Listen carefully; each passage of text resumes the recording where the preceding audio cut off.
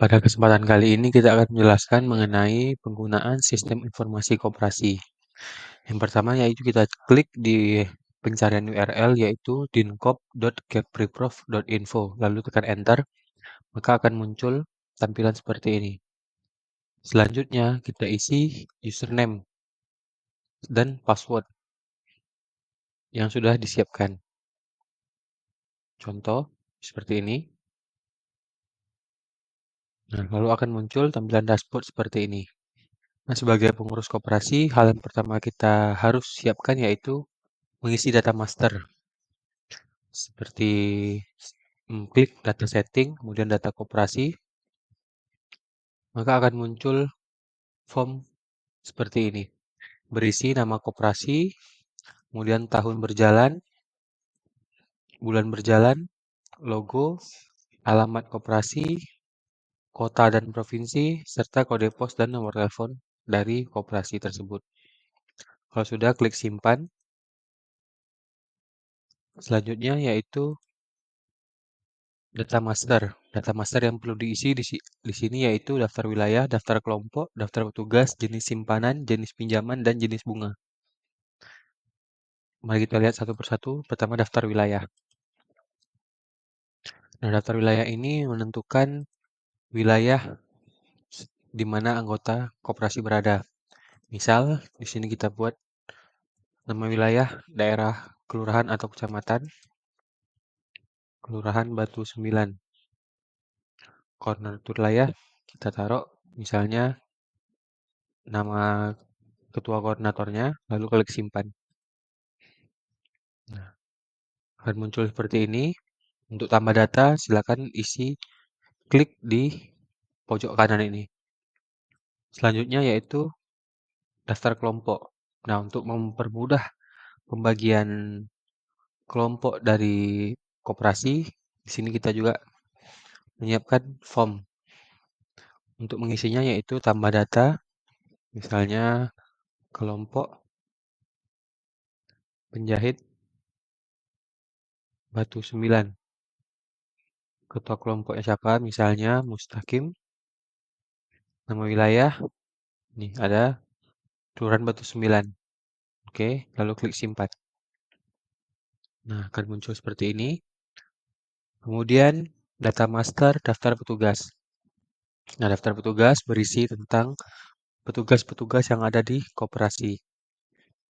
Misalnya ada ketua koperasi, bendahara, sekretaris, anggota. Namun apabila ada keperluan lain bisa kita tambahkan dengan klik tambah data. Nama petugas misalnya wakil ketua. Nah, silakan diisinya. Lalu klik simpan. Nah, maka akan muncul wakil ketua di sini. Selanjutnya yaitu jenis simpanan. Nah, jenis simpanan ini cenderung sama. Biasanya ada simpanan pokok, simpanan wajib, simpanan sukarela, dan simpanan berjangka. Dan di sini ada bunga yang akan merumuskan dari setiap simpanan-simpanan yang dilakukan. Untuk menambah data kebutuhan lainnya, silakan klik tambah data, lalu isi nama simpanannya apa, jenis simpanannya apa, kemudian bunga dari simpanan tersebut apa, kemudian nomor prefix. Lalu klik simpan kalau sudah selesai. Selanjutnya jenis pinjaman. Nah, pinjaman di sini juga biasanya ada pinjaman hari raya, pinjaman pendidikan, pinjaman usaha, dan pinjaman anggota. Jumlah angsuran setiap pinjaman ini berbeda-beda tergantung dari kebijakan koperasi atau berdasarkan rapat anggota. Dan jumlah hari per periode atau per pinjaman itu tergantung dengan kebijakan dari koperasi. Bisa 7 hari, bisa 30 hari, ataupun per hari. Untuk menambah data kebutuhan lainnya, silakan klik tambah data, lalu klik nama pinjamannya apa, angsurannya berapa kali, kemudian jumlah hari per periode, bisa hari, bisa minggu, atau bulan. Lalu klik simpan apabila sudah selesai.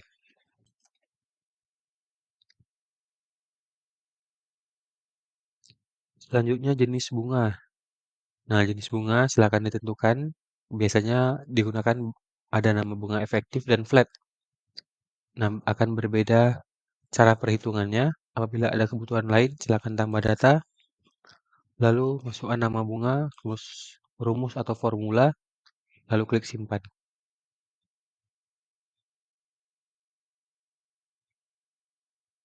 Nah, kemudian selanjutnya mengenai daftar akun, daftar arus kas, dan mapping akun serta mapping arus kas, mohon untuk tidak diganti-ganti karena ini merupakan rumus yang akan menentukan posisi kas di laporan. Nah, di laporan buku besar, laporan kas, nah ini akan berpengaruh. Jadi mohon apabila tidak ada kepentingan jangan diganggu gugat. Nah, selanjutnya daftar anggota. Nah, untuk menginputnya klik data setting, kemudian anggota dan non anggota. Untuk mendaftar anggota silakan klik daftar anggota.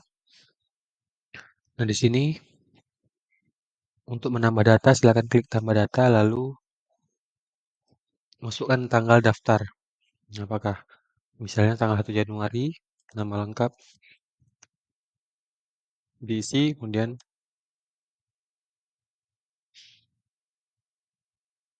pekerjaan,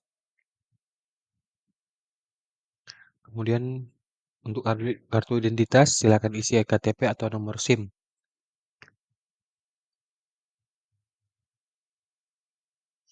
Lalu nomor telepon,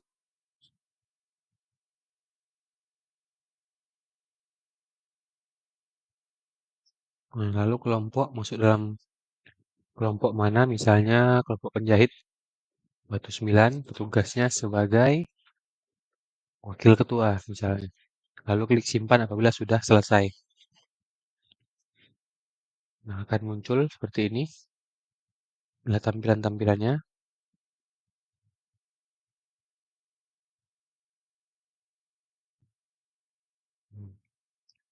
Akan muncul seperti ini. Nah, lalu selanjutnya saldo awal.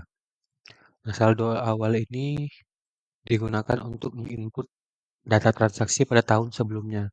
Nah, jadi bisa diinput mengenai kas, mengenai keadaan bank, kemudian ada aset tetap, aset tidak lancar, kewajiban-kewajiban lainnya di tahun sebelumnya diisi di saldo awal akun. Kemudian user dan hak akses. Nah, hak akses ini terdiri dari administrator, anggota koperasi, dan pengurus koperasi. Jadi administrator ini boleh menginput data, menghapus data, mengedit data. Namun kalau anggota hanya dapat melihat. Dan ada pengurus koperasi yang juga seperti administrator. Untuk mengatur daftar user, nih, ini adalah merupakan siapa-siapa saja yang diizinkan untuk mengelola data dalam aplikasi ini. Untuk menambahkan dari setiap pengurus koperasi, silakan tambah data. Lalu username-nya apa, silakan dibuat. Password-nya juga. Kemudian ulangi password. Lalu hak akses sebagai apa? Sebagai pengurus koperasi misalnya. Nah, lalu nama lengkapnya siapa, alamatnya di mana, nomor telepon, lalu bisa juga ditambahkan foto sebagai pelengkap administrasi. Nah, seperti ini. Oke. Lalu klik simpan.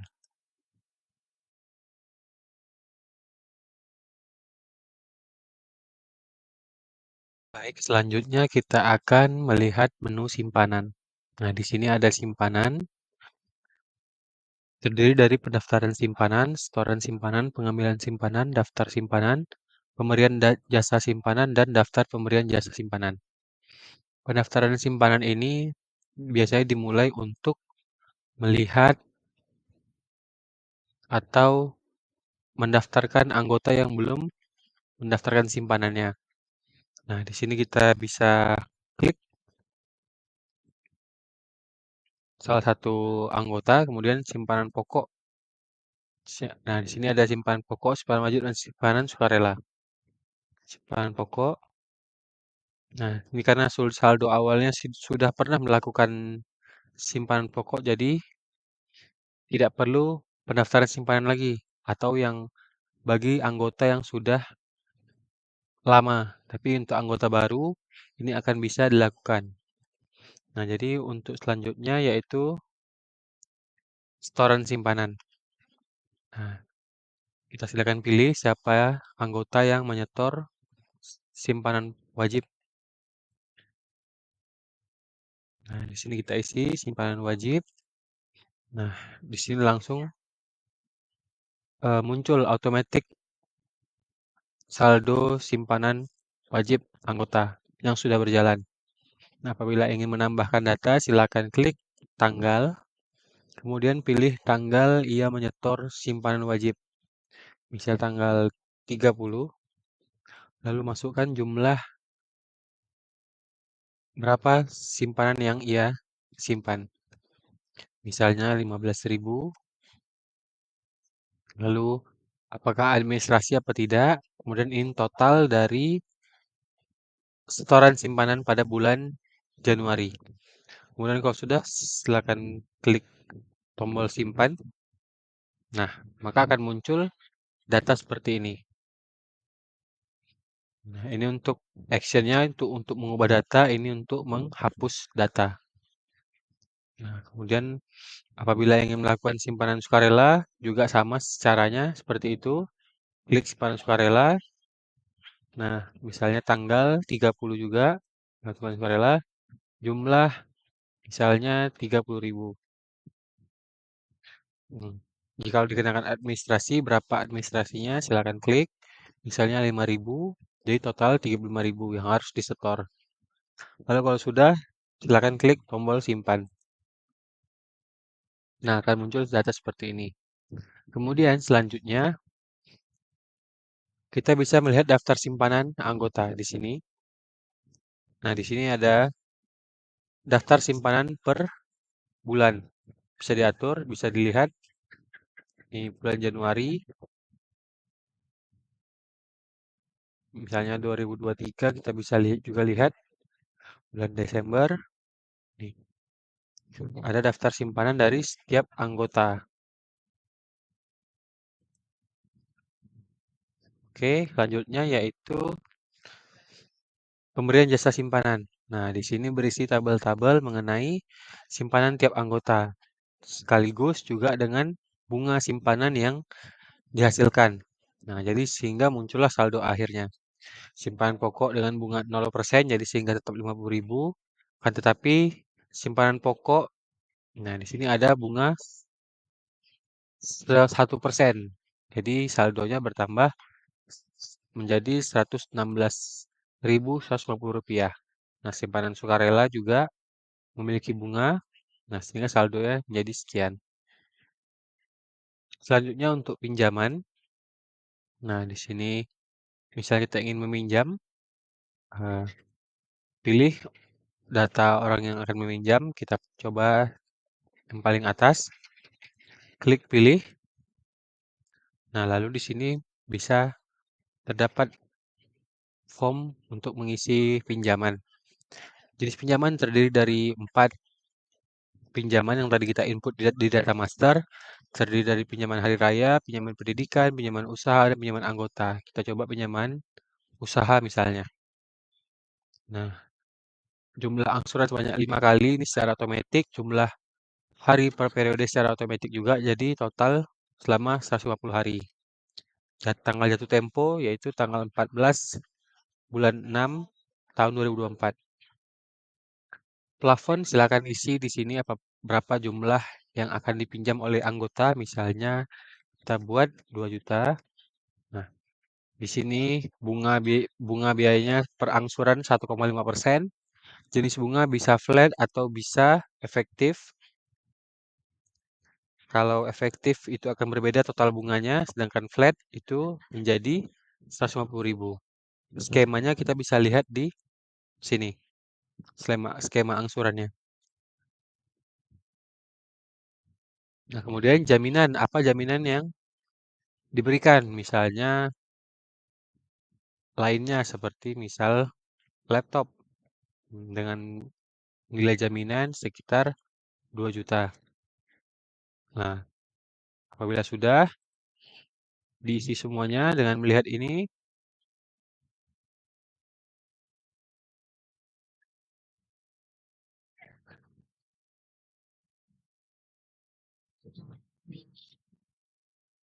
selanjutnya kita klik simpan. Nah, akan muncul seperti ini. Ini menu pinjaman, kemudian menu angsuran, sama terdiri dari angsuran dan daftar angsuran. Jika ada yang meminjam, maka akan muncul datanya. Nah, siapa-siapa saja yang harus mengangsur pinjamannya. Ini yang nomor 2, tadi kita masukkan 2 juta rupiah. Nah, di sini angsuran pokok. Nah, kita isi misalnya akan membayar di bulan Februari, tanggal 16. Oke, sebesar 400.000 dan angsuran bunga sebesar 30.000. Nah, jadi ini merupakan total dari angsuran yang harus dibayarkan. Apabila ada denda, silakan diinput. Kemudian kalau sudah, silakan klik simpan. Nah, maka akan muncul data seperti ini. Nah, masih ada. Ini sudah berkurang, sisa pinjamannya, bunganya juga sudah berkurang. Totalnya menjadi 1.720. Kemudian apabila bulan ketiga dia bayar, tanggal 16 bulan 3, sini kita klik sesuai skema angsuran. Sini bunganya 30.000. Kalau kita klik simpan, nah, kita lihat datanya, maka akan berkurang lagi. Nah, seperti ini. Nah, menjadi 1.200.000, sisa pinjamannya, bunga sisa 90.000, dan totalnya sisa 1.290. Begitu seterusnya sampai menjadi lunas. Selanjutnya kita akan melihat menu dari transaksi. Di sini menu transaksi ada pendapatan lain, ada biaya lain, ada daftar transaksi kas, dan jurnal umum. Kita lihat pendapatan lain. Di sini kita bisa menginput data pendapatan lain di luar dari simpanan, pinjaman, maupun angsuran. Seperti ini kita tambah data, lalu tanggal pendapatan, saya hari ini tanggal 16 bulan 1, kemudian kita isi nama pendapatan. Nah, pendapatan ini juga bisa kita input di data master.